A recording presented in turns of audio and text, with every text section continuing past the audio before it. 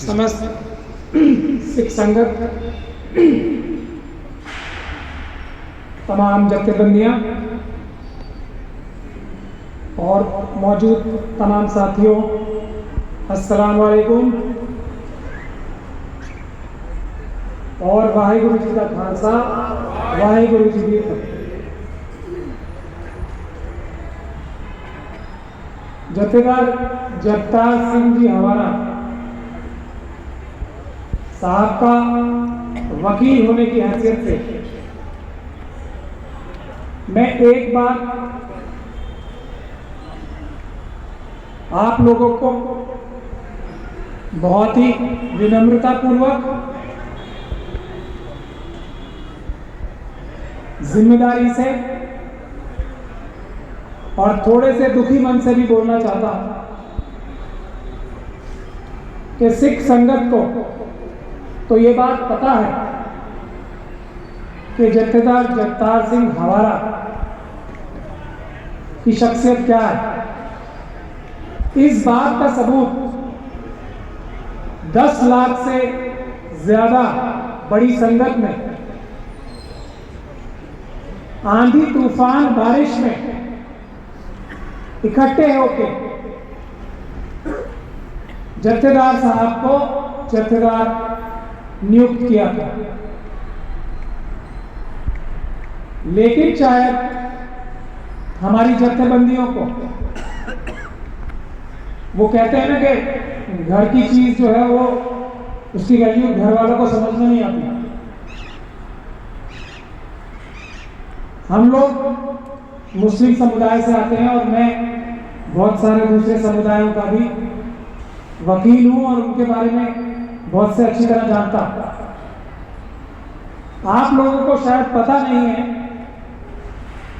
कि कितने खुशकिस्मत हो आप कि आपके पास एक ऐसा धार्मिक नेता है जिसका नाम जत्थेदार जगतार सिंह हवारा है।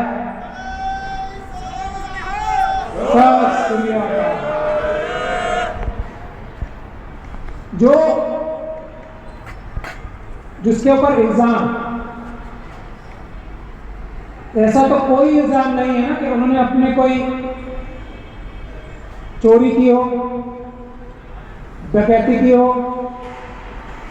अपने जाती मफाद के, अपने फायदे के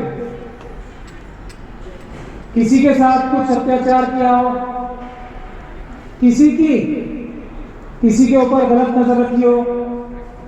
जो उनके ऊपर इल्जाम भी है वो इंसाफ के लिए, लड़ाई के लिए। बहुत महत्वपूर्ण, बहुत इंपॉर्टेंट बात मैं बता रहा हूं। और ऐसा इंसान 2 उम्र कैद, एक नहीं 2, 14 साल की भारत के संविधान के हिसाब से, भारत के कानून के हिसाब से 14 साल की उम्र कैद होती है। 2 उम्र कैद काट के उफ नहीं कर रहा है, आज भी इंसाफ के लिए, पंथ के लिए आवाज उठा रहा है। हम लोगों के समुदाय में इस प्रकार का नेता आज मौजूद नहीं है भारत देश में। मैं ये बात आप लोगों के सामने यहां इस पवित्र जगह खड़े होकर ये बात कहना चाहता हूं कि सिख संगत शायद तो ये समझती है बात, जत्थेबंदियां शायद ये नहीं समझ रही है बात। तो वो मैं याद दिलाना चाहता हूं आप लोगों को कि आपके पास एक ऐसा धार्मिक नेता मौजूद है जो दूसरे समुदायों के पास नहीं है। इसकी अहमियत समझिए आप। और ऐसे धार्मिक नेता को बाहर निकालने के लिए क्या संगत है, क्या जत्थेबंदियों ने अपनी पूरी कोशिश की है। तो मैं बहुत ही दुख के साथ, और आज मुझे बड़ी खुशी है कि इतनी बड़ी संख्या में आप लोग मौजूद हैं। और मैंने ये अपील बार बार की है, आप लोगों ने देखा होगा, कुछ लोगों ने शायद मेरी वीडियोस देखी होंगी। तो मैं आज एक बार, मैं तो खुश भी हूं आज कि आज इतनी बड़ी संख्या में आप लोग यहां मौजूद हैं। और एक गुजारिश आपसे करना चाहता हूं कि आज से ही शुरू करें इस बात को।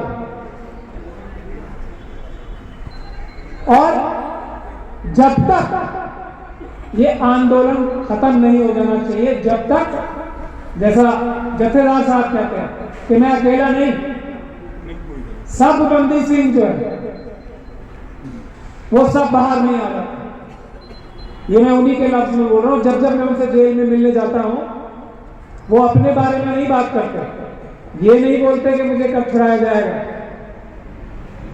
वो ये बोलते हैं बाकी सब को कब छुड़ाया जाएगा, बाकी सब कब बाहर आएंगे। और पंजाब के क्या हाल है, खास तौर पर पूछते हैं कि ड्रग्स से अब क्या क्या माहौल चल रहा है, ड्रग्स कैसे रुकेंगे, इस बारे में चिंता करते हैं।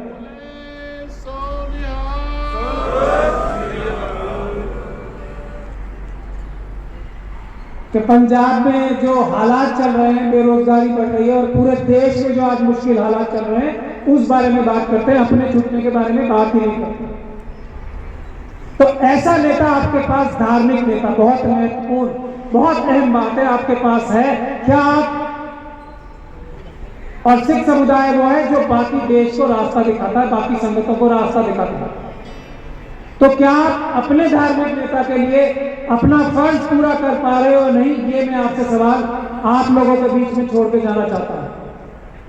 आपने अपनी ताकत एक बार नहीं बहुत बार दिखाई है, और आपकी ताकत खालसा है, सच है, और कुछ नहीं है, सच है आपकी ताकत। और उसका सबसे अभी जो रीसेंट एग्जांपल है वो किसान जत्थेबंदियों ने करके दिखाया। आप लोग ना होते तो ये जुल्म से भरे हुए 3 किसानों के कानून वापस नहीं होते। पूरी जिम्मेदारी के साथ ये बात कर रहे हैं, सिख जत्थेबंदियां नहीं होती। तो क्या आप जो इंसान सच की लड़ाई लड़ रहा है, उसके ऊपर इल्जाम तक नहीं है कि उसने अपने लिए कुछ किया, और उसने संविधान और कानून के हिसाब से, जिसको मैं मानता हूं, हम सब मानते हैं, क्योंकि यह संविधान बाबा साहब डॉक्टर भीमराव अंबेडकर ने बनाया था, जिनके समुदाय के ऊपर इतिहास में सबसे ज्यादा जुल्म हुए, और जिस इंसाफ और बराबरी के लिए सिक्खी आई, इंसाफ और बराबरी कायम करने के लिए सिख धर्म आया, वही इंसाफ और बराबरी कायम करने के लिए बाबा साहब डॉक्टर भीमराव अंबेडकर ने हमारा संविधान बनाया। उसका मिसयूज करते हैं लोग, उसका फायदा नहीं उठा पा रहे हैं हम लोग, ये अलग बात है। पूरा फायदा उसका गलत इस्तेमाल कर रहे हैं चुनी हुई सरकारें, बेईमानी कर रही है चुनी हुई सरकारें, वो एक अलग बात है। लेकिन संविधान सबको इंसाफ और बराबरी दिलाने के काबिल है, लायक है, इसमें मुझे 1% भी शक और शुबे की गुंजाइश नहीं। गलतियां ऐसी ऐसी हुई हैं जिसकी माफी तक नहीं हो सकती, हो ही नहीं सकती, ऐसी ऐसी गलतियां की हैं, लेकिन वो अपने लोगों ने जाती मफाद के खातिर किए। अभी हमसे पहले हमारे भाई बोल रहे थे इंडियन स्टेट, इंडियन स्टेट क्या है? मैं हूं इंडियन स्टेट, आप हैं इंडियन स्टेट। कोई सरकार जो 5 साल के लिए चुन के आती है वो इंडियन स्टेट नहीं है, उसका एक छोटा सा हिस्सा है। भारत के नागरिक इंडियन स्टेट है।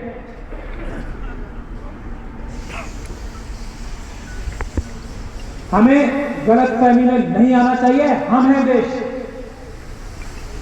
और कोई साजिश करके हमें सच्चाई से दूर करता है तो उसमें हमें नहीं जाना चाहिए।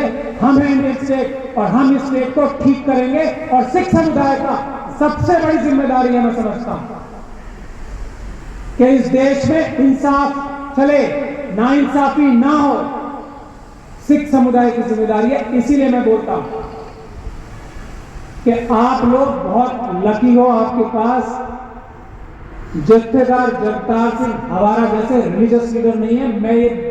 मुझे इस बात को कहने में कोई शर्म नहीं है कि मुस्लिम धर्म भी इतना बड़ा धर्म है। भारत में दुनिया के सबसे दूसरे या तीसरे नंबर के मुस्लिम समुदाय के लोग रहते हैं दुनिया में सबसे ज्यादा, लेकिन हम लोगों के पास इतनी ईमानदारी वाला धार्मिक नेता नहीं है।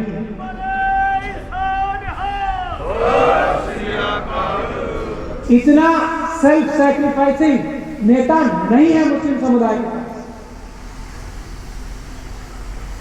और ये हमारे साथ अन्याय होने की बहुत बड़ी वजह आप लोगों के पास है। उसके लिए आप लोगों को सबसे ज्यादा समय सोचना चाहिए। अब मैं क्या बताता हूं, और मैंने ये रास्ता बताया है, उससे आप लोगों को नजर आएगा कि आपको सफलता कितनी जल्दी मिलती है। तमिलनाडु का एग्जांपल दिया गया था अभी। तमिलनाडु में संविधान के तरीके से असेंबली ने रेजोल्यूशन मूव किया, असेंबली में रेजोल्यूशन पास हुआ और जिनके ऊपर राजीव गांधी के हत्या का इल्जाम साबित हुआ, बहुत ध्यान से सुनिएगा, साबित हुआ था जत्थेदार जगतार सिंह हवारा के, उनका केस मैं अच्छे से जानता हूं, आज तक इल्जाम साबित नहीं हुआ। इल्जाम है, सुप्रीम कोर्ट तक से फैसला नहीं हुआ है। उन्होंने दो उम्र कैद काट लिए, जो सबसे ज्यादा सजा है वो 14 साल। तो पंजाब की असेंबली में यह रेजोल्यूशन पास होगा। सरकार, जो कि एक टेम्परेरी हिस्सा, छोटा सा हिस्सा है इंडियन स्टेट का, वो मानने के लिए बाध्य होगी। कोई दुनिया की ताकत उसे रोक नहीं सकती। लेकिन क्या हम लोगों ने इनफ मेहनत की है, काफी मेहनत की है कि असेंबली में रेजोल्यूशन पास हो? मेरे ख्याल से नहीं। एक सिग्नेचर कैंपेन चल रहा है, प्रधानमंत्री के नाम एक चिट्ठी लिखी गई है बंदी सिंहों के लिए। मैं आप लोगों से गुजारिश करता हूं, आज फिर गुजारिश कर रहा हूं कि एक एक एमएलए के पास आप जाएं, वीडियो बनाएं। मैं भी देखता हूं कौन एमएलए ऐसा है जो उस पर साइन करने से मना करेगा। मैं पूरी जिम्मेदारी और पूरे विश्वास के साथ कह रहा हूं, एक एमएलए ऐसा नहीं होगा जो उस पर साइन ना करे। आप जाइए। और इसकी वजह क्या है मैं वो भी बता रहा हूं। भारतीय जनता पार्टी है ना, जो मनुवादी मानसिकता से आती है, उनके स्पोक्स पर्सन है सिख भाई हैं। उन्होंने अपने ट्विटर एंड सोशल मीडिया पे जाके कहा कि बंदी सिंहों की रिहाई होनी चाहिए। वो मना नहीं कर पा रहे भारतीय जनता पार्टी के नेता, तो और किसकी मजाल में मना करें? मजाल मैं इसलिए शब्द इस्तेमाल कर रहा हूं कि यह इंसाफ की बात है, सच्चाई की बात है। और ये भारत के संविधान के हिसाब से बात है कि जो बंदी सिंह हैं, जो दो उम्र कैद से ज्यादा सजा काट चुके, उनकी रिहाई होना, संविधान के ऊपर अमल करना, ये जो सरकार है, जो हमारी अलग अलग सरकारें हैं,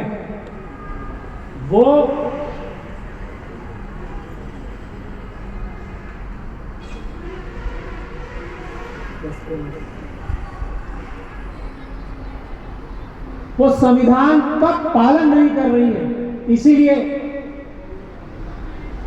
जो हमारे बंदी सिंह हैं जेल में, संविधान का अगर पालन करेंगे तो वो जेल से बाहर होंगे। इसीलिए ये जो पीसफुल आंदोलन आप लोग करेंगे, ये भी संविधान का हिस्सा है। और जितनी ताकत से आप करेंगे, उतना ही ज्यादा ताकत से आप संविधान का इस्तेमाल करेंगे। जो बात सच है, जो बात हक है, उसको करवाने के लिए। बस मैं आप लोगों से यही गुजारिश करने आया था। मुझे अभी वापस दिल्ली जाना है। आज मैं अपने केस, जितने मेरे केसेस लगे हुए, वो छोड़ के आप लोगों के बीच में आया हूं ये गुजारिश करने। और मैं उम्मीद करता हूं, सत श्री अकाल, और मैं उम्मीद करता हूं कि आप लोग जो यहां आज इकट्ठे हुए हैं, सिर्फ एक जगह मोर्चा नहीं होना चाहिए, हर एक असेंबली कॉन्स्टिट्यूएंसी में मोर्चा होना चाहिए। और सिग्नेचर कराने के लिए एमएलए, एमपी और दूसरे जो आपके इलेक्टेड लीडर्स हैं, उनके पास जाना चाहिए।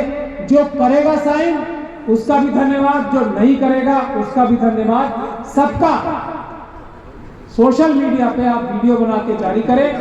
मेरे साथ डॉक्टर ऋतु भी आई हुई है और हमारे जीवन मल्ला साहब भी हैं। ये एक हमारे बाबा साहब भीमराव अम्बेडकर के और हमारे बहुजन समाज के एक बहुत बड़े नेता हैं। तमिलनाडु से आए हैं, ये भी आपको बताएंगे कि तमिलनाडु असेंबली ने जनता की आवाज रेजोल्यूशन पास किया, उसके बाद सरकार को ये बात सुप्रीम कोर्ट तक कहनी पड़ी। यही काम पंजाब सरकार से आप लोगों को करवाना है, ये काम मुश्किल नहीं है।